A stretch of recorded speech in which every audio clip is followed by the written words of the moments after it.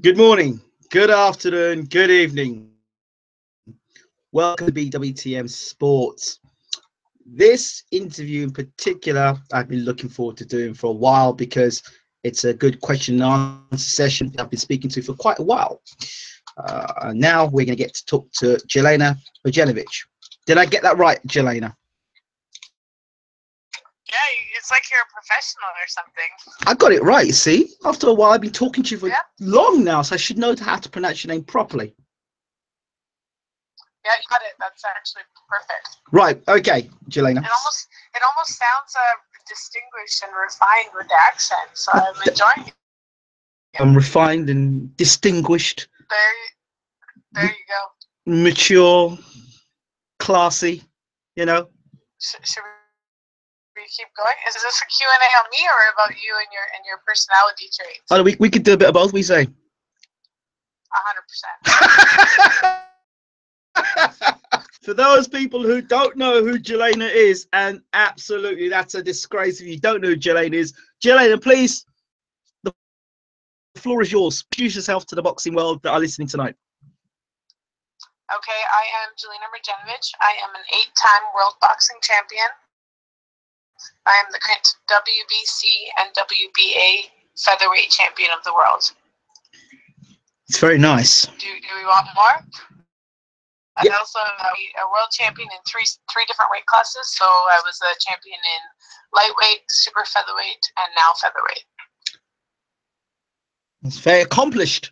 You not say, Jelena? I've been around for a few years. Yes. So, what got you into boxing? So I got into boxing actually by mistake, but kind of accidentally. I used to play basketball university here in Canada, and I sustained a knee injury. I blew my ACL out in my knee. And throughout the rehabilitation process and cross training and getting back to being fit to play, I was watching boxing on TV with my dad, and they were talking about, I can't remember which fight it was. I think it was the De La Hoya fight about 15 years ago, when how much money they were making respectively. And I looked at my dad and I was like, I don't know why these guys are complaining. Like, it's one night about top. And my dad looked at me and he was appalled, and he's like, he goes, it's not that easy. He goes, a lot goes into this. He goes, I bet you could do it. And instantly, because I'm stubborn and I like to be right all the time, I was like, okay, challenge accepted. And I went down to a boxing gym, absolutely fell in love with the sport. Fantastic. So from that point, how many amateur fights did you have? I had around, I think, 10 to 13, not a lot. So you have to remember, 15 years ago, women's boxing wasn't entirely accepted in the amateur level. And especially up in Canada here, there wasn't a lot of activity in Western Canada. Okay. So a lot of the fights that I had, being a senior in the senior category, there wasn't a lot of women 18 plus that were boxing. It was a lot of the younger women and a lot of the I didn't get a lot of opportunities to have a lot of amateur experience. Okay, so then from turning amateur, what was the decision that made you turn from amateur to pro? So we had a fight. I started working with my trainer now because how it worked out for me, basically just walked into a gym and I was like, yeah. And the gym I walked into was great for when I started, but there was a lot of things mentally that I didn't agree with that the gym agreed with. Mm-hmm. It was a very male chauvinistic, like old school kind of boxing gym, and I just didn't feel comfortable being there. So I ended up leaving the amateur gym after probably about 6 months and started training on my own in a gym here. My trainer now, I ran into him. He was having dinner with my dad. And he's like, oh, how's boxing going? Are you still training? I said, yeah, I left the other gym and I'm kind of just training myself right now. And he looked at me and he's like, no, I'll meet you at the gym tomorrow at 3 o'clock. and I remember it very distinctly. We kind of had like a little back and forth the very next day, and ever since then he's been my trainer. So he is more of a professional trainer, a professional boxing trainer, rather. Like this is also going back 15 years ago, where it was more of a fencing type style. It was I go, you go. You know, it was more like, let's get points, you get points. Now I get points, now you get points. The amateur boxing has now progressed significantly, and the style is very different. 15 years ago, it was very much I go, you go, and that wasn't the style he was teaching me. So I think the major reason why we decided to turn, I had went to like 3 tournaments, and there was no one in my weight category, in my category for me to fight. So I ended up getting an exhibition after training so hard to get these fights happen, and showing up and being ready, and nothing producing, nothing being up. Like there was no fight. So we decided we had one last fight. We ended up giving away a bunch of weight, and I ended up, because the style that I was working on, very inside and body and uppercuts, wasn't getting points. Okay. And we were extremely frustrated. And so we decided, you know what, forget all this training and you know, potential and not getting fights. Let's turn pro. Let's schedule our fights. Let's make sure we have something that we're working towards, and achievable and attainable goals. And so we decided to turn pro here in Edmonton in 2003, and we have never looked back since. Okay, let's go back to the gym that you said was very male chauvinistic, and you felt very uncomfortable there and didn't agree with it. What were the sort of things that you would said that were said to you, only for the purpose of females who may have been in a similar situation or in a similar situation to you at the moment that may be contemplating leaving the gym? You know, it wasn't how it was things that were said to me. It was more how the main trainer there treated my training partners. And you know, I think I guess I've always been slightly intimidating and very strong spoken. That's just the way my parents raised me, is to stand up for yourself and what you believe in. But it was more so the way he treated in the gym, and it really bothered me, and I couldn't be a part of that. And that goes from just little cat-like comments and just really not, you know, not being supportive. It just wasn't what I was willing to stand to be a part of. So I think, you know, it's the women sometimes work just as hard, if not harder, in the gym, and they deserve to be treated with equal respect. So when you decided to turn pro now, did you have a specific promoter you wanted to work with, or manager you wanted to work with, or was it just already laid out for you? Well, I have had a very unique situation and a very special situation. So my trainer, Milan Lubovac, was also my manager, and he also was my promoter. So I've been very fortunate.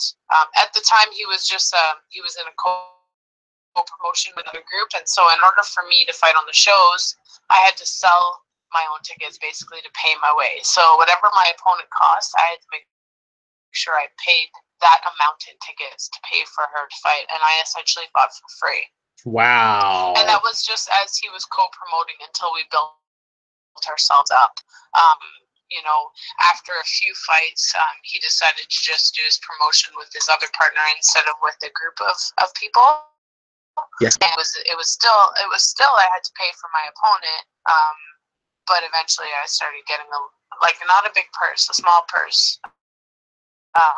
But essentially I had to pay my way to be on the shows, and that was with my manager my coach being my manager and my promoter. So wow. I mean, imagine if I didn't have that support from him. I think my career would have been a lot different.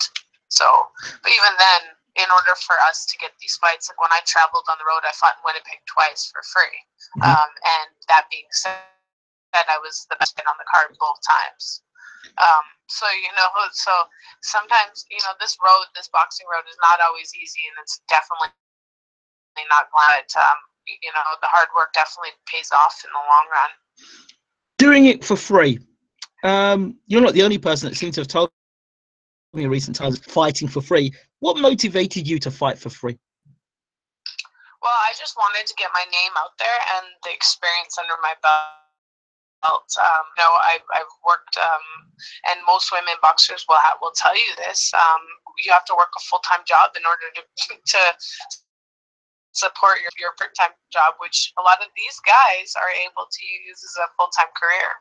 I know a lot of guys who have sponsors, even locally, that have sponsors that they can full-time train. I still, to this day, have to have a part-time job to be able to support a career. And you're multiple weight world champion and a current world champion. Absolutely. But that's also, I would never ask anybody for anything, so I don't ask for sponsors. That's something I have not done properly throughout my career. I have not looked at this as a business, which I probably should have and would have been way more successful. Right. I didn't look at myself as a business. So if I'm giving anybody any advice going into it, you have to box because you love boxing. Okay. But if I had advice to people, I would definitely not be afraid to look at yourself as a brand and as a business and develop that as you go, because people will absolutely take advantage of you and they'll use you and take that income that could be yours and use it for themselves. Absolutely. Some really wise words there. One of the things that I really remember trying to get us to do this live show, I kept saying, how are we going to do this live show? Because I know you're not only just articulate, but know a lot about the sport of boxing. So that's why I want to kind of get you on the show to talk to the boxing fans that we have, to show them that, a great fighter, very articulate, and knows the world of boxing. So I'm just so glad that you're with us tonight. Well, I really appreciate you guys having me on. I know I'm across the pond.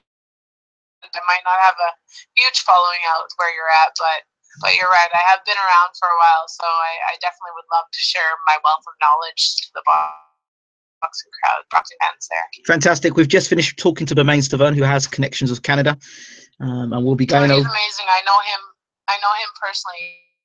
He's such a great guy. Right. He's a regular on our show, and we just finished talking to him now. He's got his fight with Dominic Brazil on November the 4th.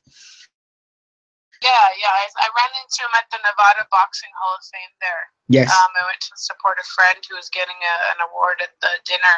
Okay. And ran into Bermain, and he looks great, and I know he sat down with Mauricio there, and he's itching to get back at a world title shot.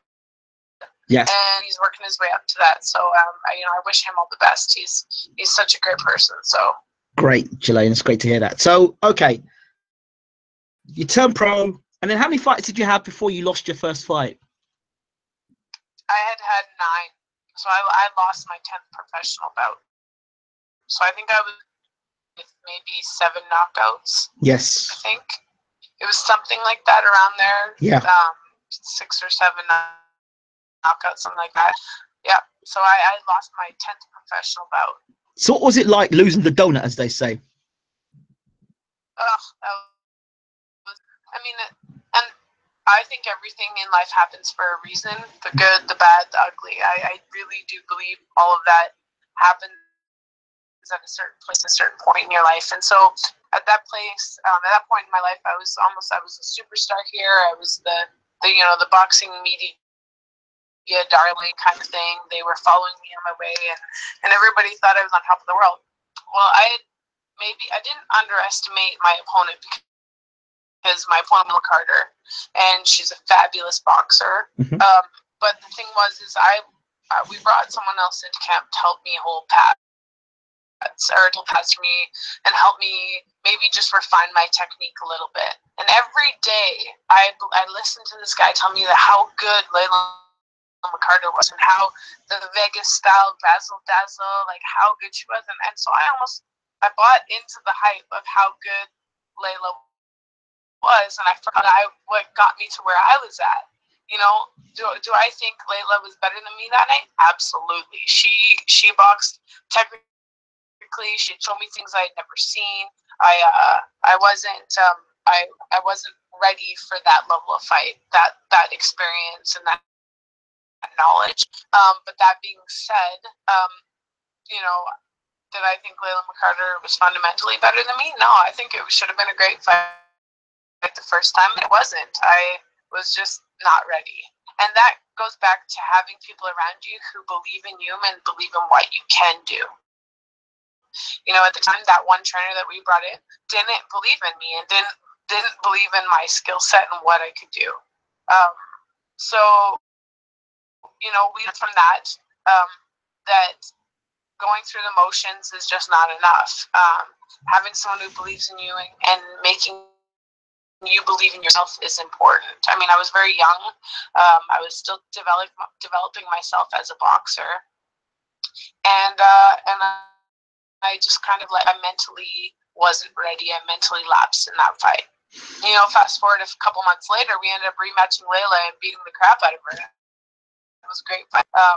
But at the time, the only shift in the training was my mental game, and that's what people I think realize with boxing is that it is not only physical and just the grit and hard work. It is mental and emotional. And if everything isn't in line, it's a really tough game to be in. So boxing has so many different levels that you have to train and prepare yourself for.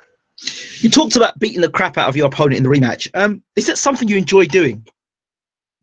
I think there's something wrong with everyone there. This is what everybody has to realize. We enjoy the punishment.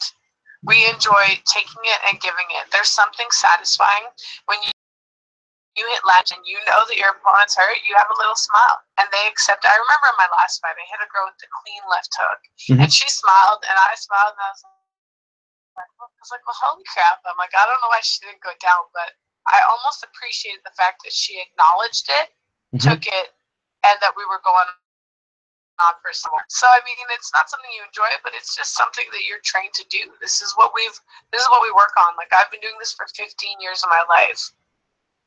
Like, the thing that I am trained to do is try and win the war. But now I've spoken to previous female fighters, and they've said they enjoy a fight. There's some people that's born, they like a fight. They like to hit and hurt other people. They really enjoy it. Are you one of those? I enjoy hurting my opponent, but I enjoy definitely winning the war.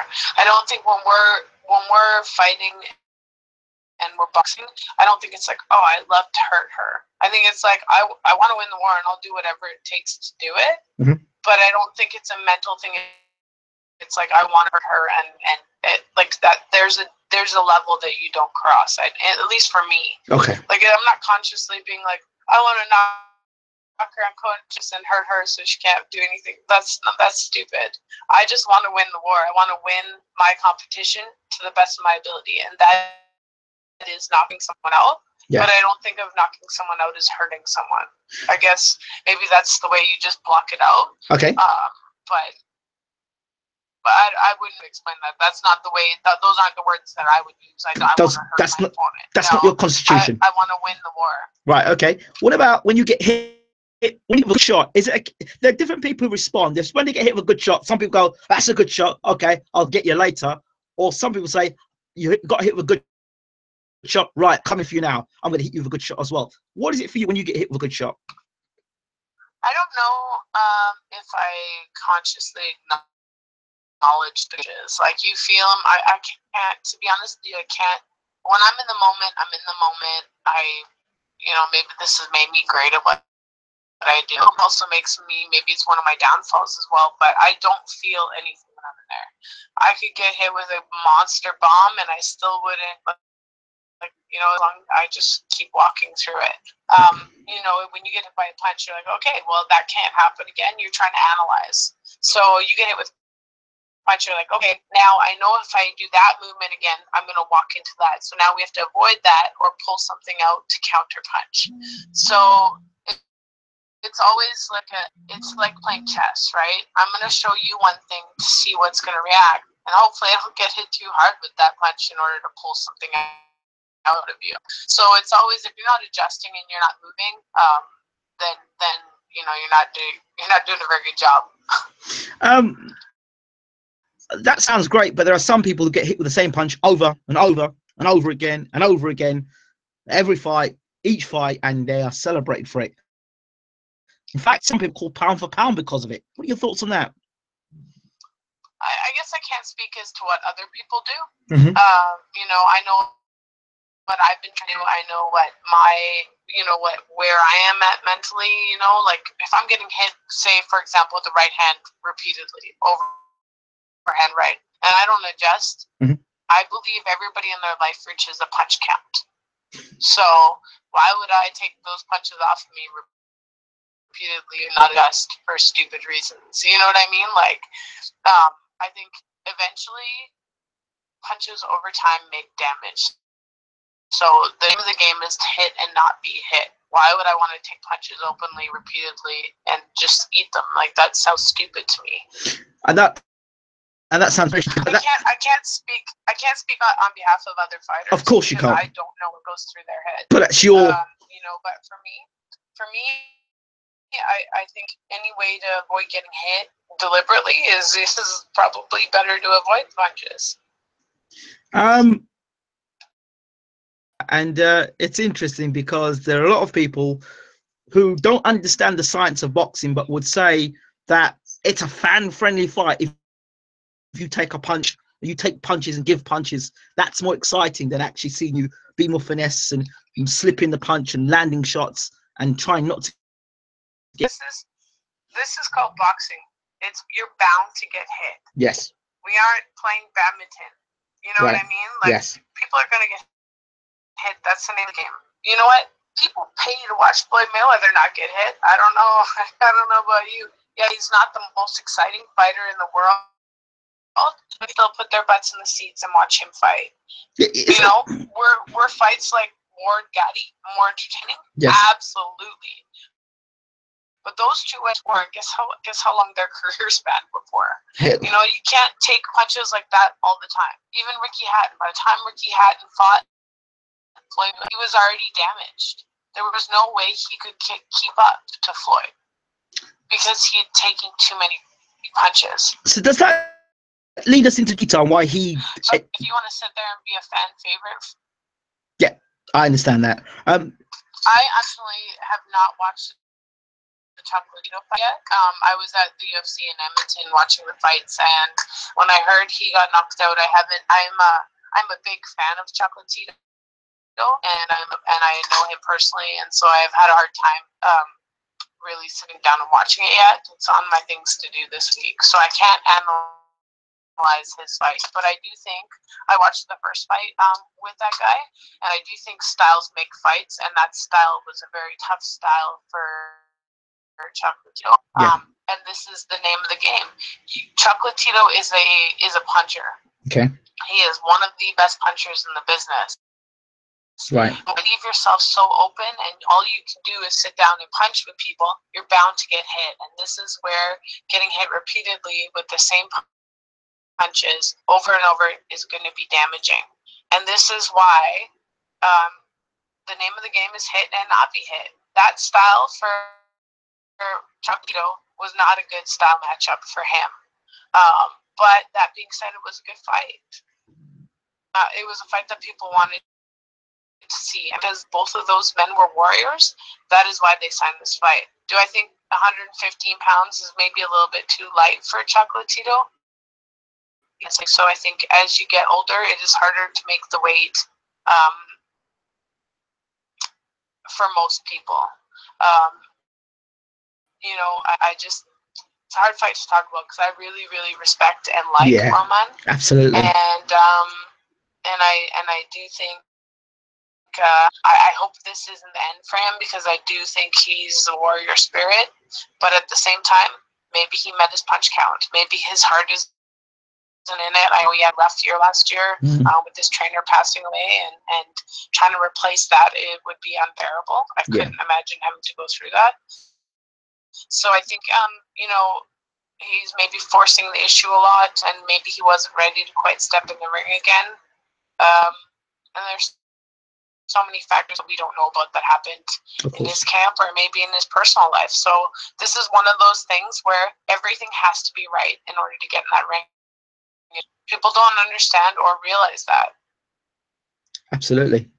So articulate. See why I wanted you on the show so much. You're so articulate. I could listen to you speak for hours and hours and hours and hours. Right. Let's continue. We're talking about your career. Obviously, we just talked about your loss and you avenging that loss. First world title shot. World title shot happened in 2005 in front of my hometown of Edmonton. I believe it was on almost, I'm not 100% sure because this was a long time ago, but it was on an all-female fight card, I believe. Okay. And it was amazing. I fought a girl from States and came in with, I think, maybe a little bit more experience than me or almost equal level. And it was a great fight. I won that fight with my F took in the 6th round. Okay. Big knockout. So you become world champion. There was definitely no questions winning that fight. So you become world champion. What does that feel like at the time? I think at the time, and my trainer, I've heard him say this fact, I don't think I realized what I had achieved immediately. And I still even think now, like, it's hard to reflect when you're in the game still and you're in the moment. And for me, you know, I'm consistently and constantly trying to become better at my craft. So I don't think you ever find perfection in boxing. I think you could be, I mean, and this is a prime example of it, like, you know, Gonzalez, chocolate tea. I would put him close to perfection prior to the fight before this one. You know, he was a master, and this is why he was the pound for pound list as a, I don't even know what that weight class is called, as a 115 pounder, 122 pounder. Like, you know, that, generally speaking, unheard of that a lighter weight guy is top of the pound for pound list. However, you know, he almost had perfection about it. But if you don't refine your game and you don't work on your skills, then those things slip. And so this is where I'm at. I'm consistently and constantly trying to become better at my sport, to stay on the top. And so I think it's hard for me to reflect on all of the accomplishments and achievements that I've had throughout my career. So for me to reflect and say, well, how did that feel? It felt like I had won a crazy fight and I had got some hardware because of it. Do I think I'm in the best in the world? Well, yeah, I have the stats and the belts to prove it, but do I think I can be better? Absolutely. So for me to reflect on what I've done is something really, for me personally, hard to do when I'm still in the game. So what do you think it takes to have that ability to say, well, hey, I'm the best in the world and I can absolutely get better? What does it take for you, Jelena, to take a step back and say, I'm the best in the world, I can be better, but how do you get better if you already are the best? It's hard, but it's just hard work. You know, every day get into the gym trying to improve that 1%, like that 1% better.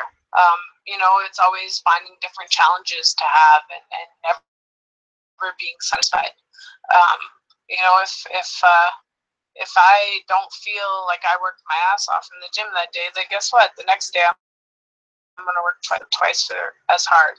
So I think it's constantly being able to dig down and get the most out of yourself every day. Can't argue with that. I can't argue that. I can't even question that because you're doing what you're doing and you're handling your business. When you say you're working on things, give an example of something that you feel that you need to work on and how you're going about fixing or changing that. Okay, so for example, your jab is the most important punch in boxing. I think your jab can always be improved, and always be quicker and maybe a little bit stronger. So I'm always trying to work on my jab, bring my hand back to my face so I don't eat any punches over those. You know, keeping or in the punches. I think you can always develop your power to be a little bit more. Okay. Okay. You know, there's always just little things like work on my rhythm, like work on my timing, I can work on slipping punches. It's always getting that well-oiled machine moving and becoming stronger and more efficient. And you know, I think that's always a work in progress. I think if you got it, there's no such thing. Floyd Mayweather is probably one of the best defensive fighters ever. He is also a working boxer in the business, and I don't care what anybody says. I follow him. I follow his Instagram. I follow his managers and those people on their Instagram. I follow him because I use him as motivation to work harder every day. That guy is what now? Is he 42? Is that his age? 40 or 41. Something like that. Yeah. He is in the gym more than any of the younger guys. I look at myself. I'm 35.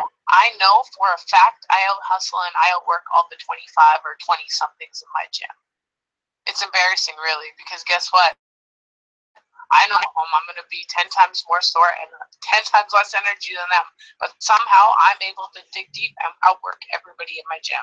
I challenge anybody to work harder than me than I do in my gym.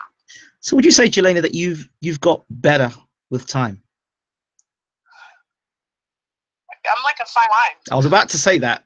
Because when you know, I said to myself, when I asked you the question about what you're working on, I imagined the jab, and you just said that. And I was going to say about the fine wine, and you just said it. So it's like we're in sync, you know. We are in sync.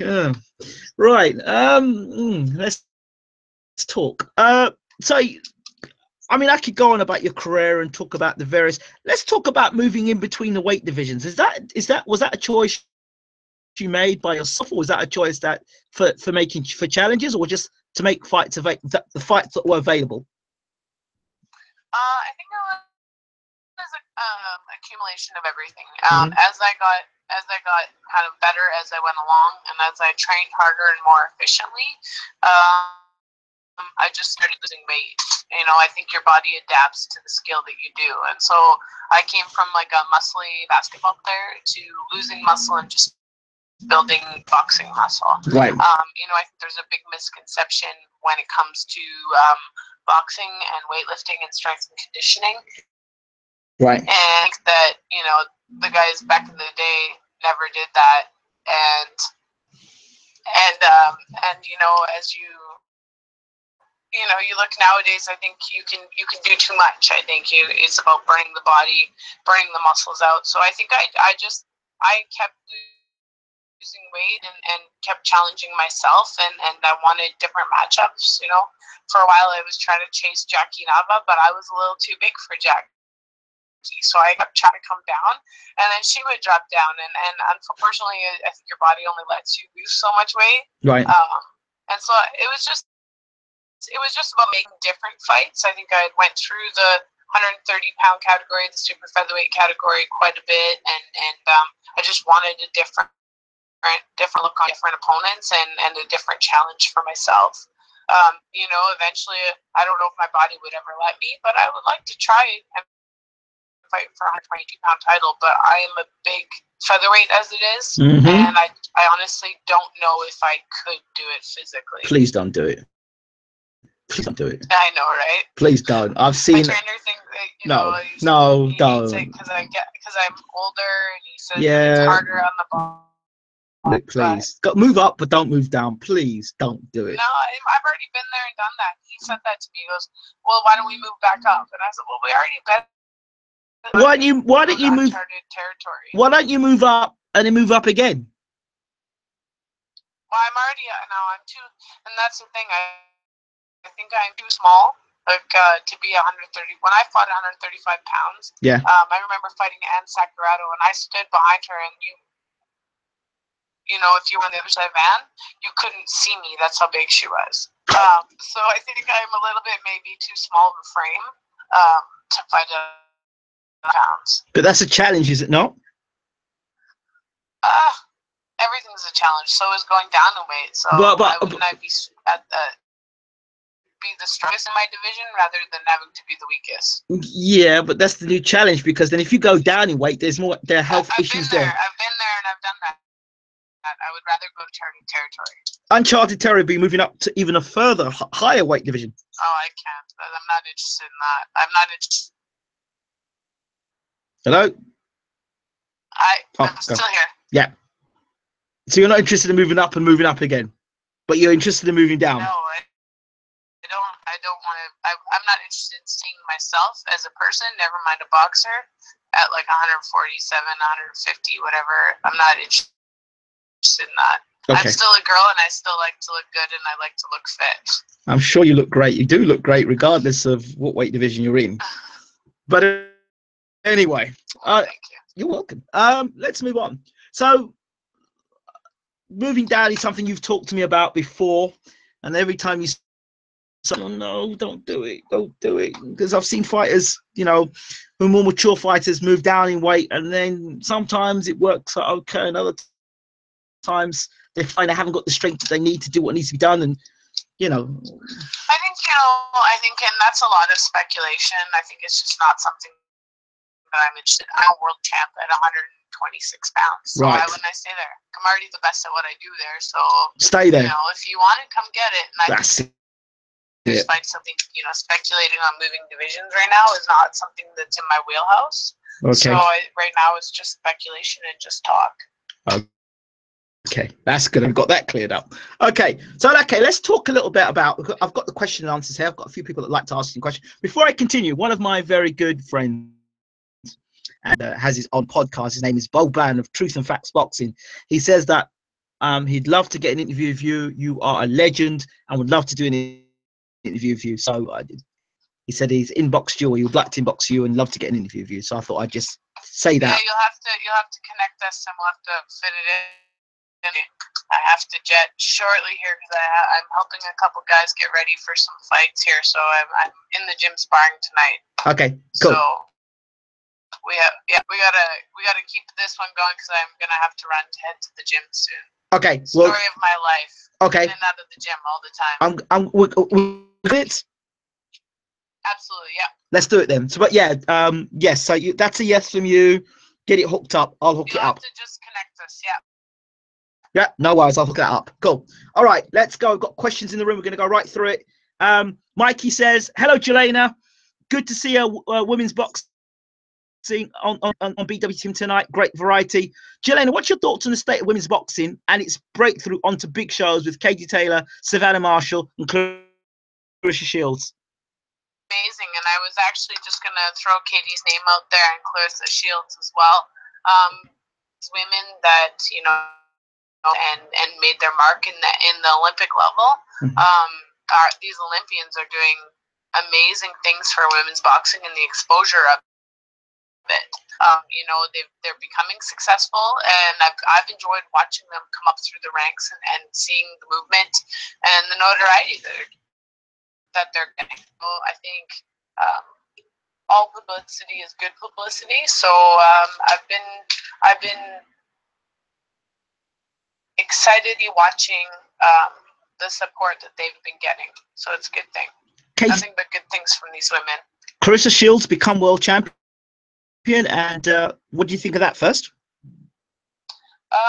Clarissa versus Nikki, you know, I think that those divisions, Clarissa is a powerhouse, and she has been working hard. It's nice to see her come up in the ranks. I would like to see her defend that title against maybe a more notable opponent.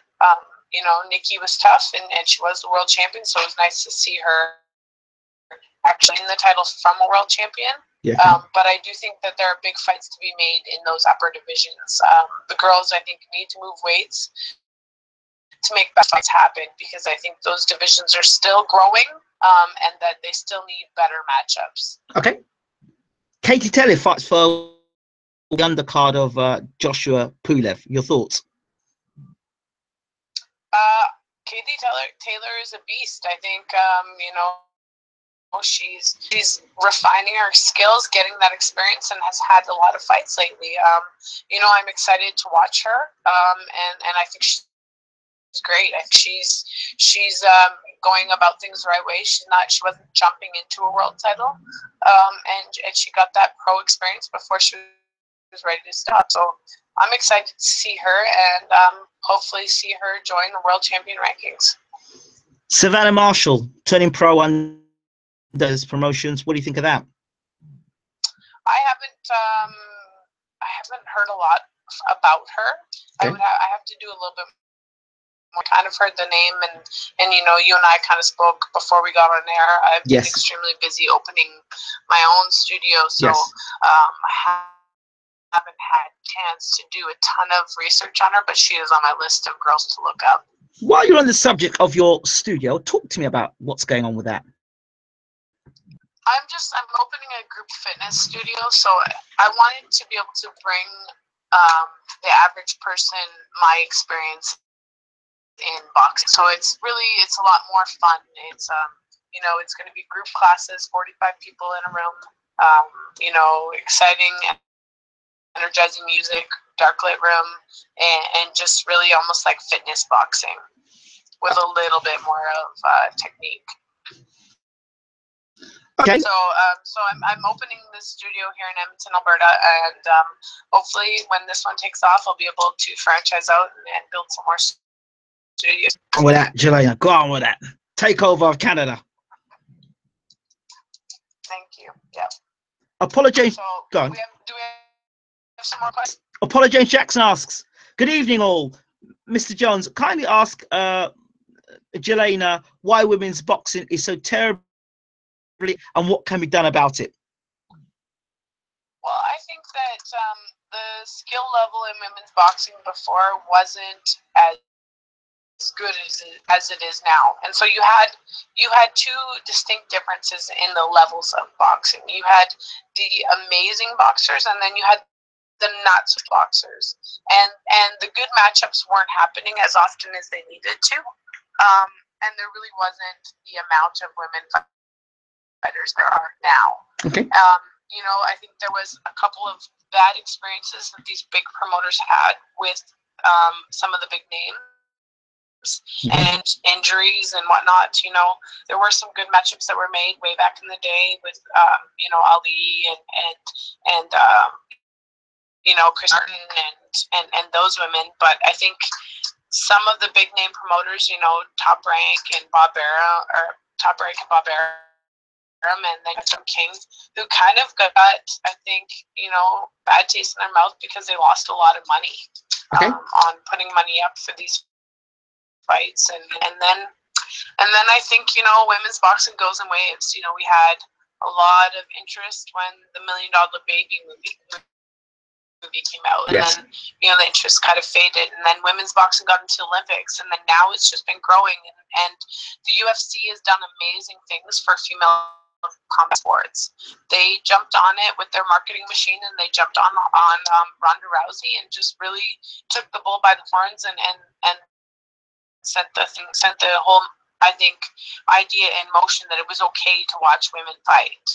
I think before, the stigmatism was that nobody wanted to see two females fight. It was wrong. The men had a hard time getting behind it, and I think now that shift in momentum and that idea, and that's, you know, a lot to do with A, women's boxing getting included in the Olympics, and B, the UFC, being mogul that it is, has got behind women's fighting and promoted the heck out of it and made it acceptable.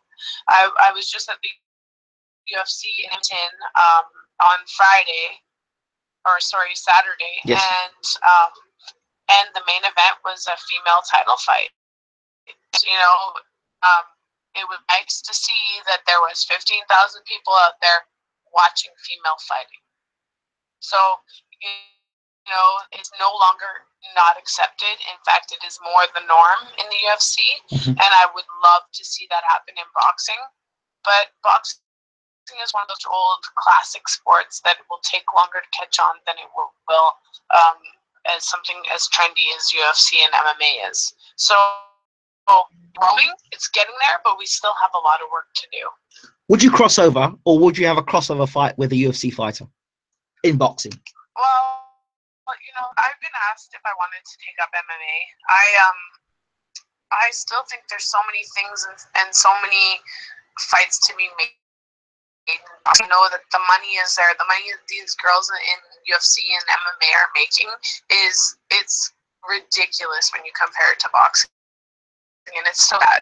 And this is why a lot of the crossovers, the Heather Hardys, Amanda Serrano's, and there's been I can't remember her name, but she's from LA. She did the crossover as well. There is a lot of crossover happening because the money is there, and right now it is not in women's boxing. I've been offered it, but I'm old. I'm 35 years old. I've had 49 professional fights. I'm gonna stick with what I do well, and I want to try and still be that those girls that are on those main event shows or the shows of these big shows. So I'm holding out for that. I'm not saying that it's entirely out of question, but I don't think I would do well with starting over again. No, what about if a UFC fighter came and fought you, like how Conor went and fought Floyd? I think the only reason why that happened and why that made a big splash was because of the names. Because it was Floyd Mayweather and Conor McGregor. Okay, I think unless you have big names like that, it will never happen nor sell. So for me, why there's so many girls as world champion, and this was the other thing. Floyd was not a world champion; he had vacated his titles, so that was not an actual title fight. As a world champion, what gives me the right to give someone who has zero experience in boxing? What gives me the right to give them a world title chance when there are other girls in line with far more skill and far more opportunity? I just don't see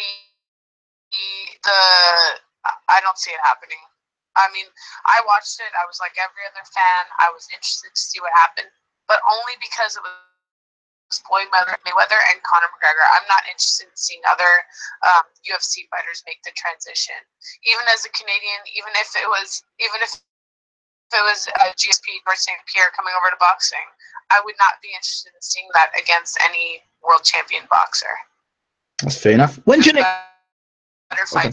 Okay. When's your next fight? I'm not sure. We had a few offers from Europe again, but it's professional bout coming up. I would love to have it at home at a big venue. So we're just negotiating now. So I'm at the point in my life and my career where I've finally started getting paid for fights. So I'm not willing to just take any old fight. I'm really keeping the value to myself and to women's boxing. So it has to make sense for me to do it. Jelena Mrdjenovich, thank you so much for talking to BWTM Sports. Have you got a message for people that are listening in to you today? I want to thank everybody for the support. Without the fans, women's boxing wouldn't be growing like it is. And I think, you have to realize that a lot of time, effort, and energy in this. And so without the support, it wouldn't be worthwhile. So thank you very much to all the fans. You guys make this possible for us. Jelena, we did it. Thank you. Take care and all the best. Thank you. Thanks for having me on again. It's always a pleasure. Take care, champ. Goodbye. Bye.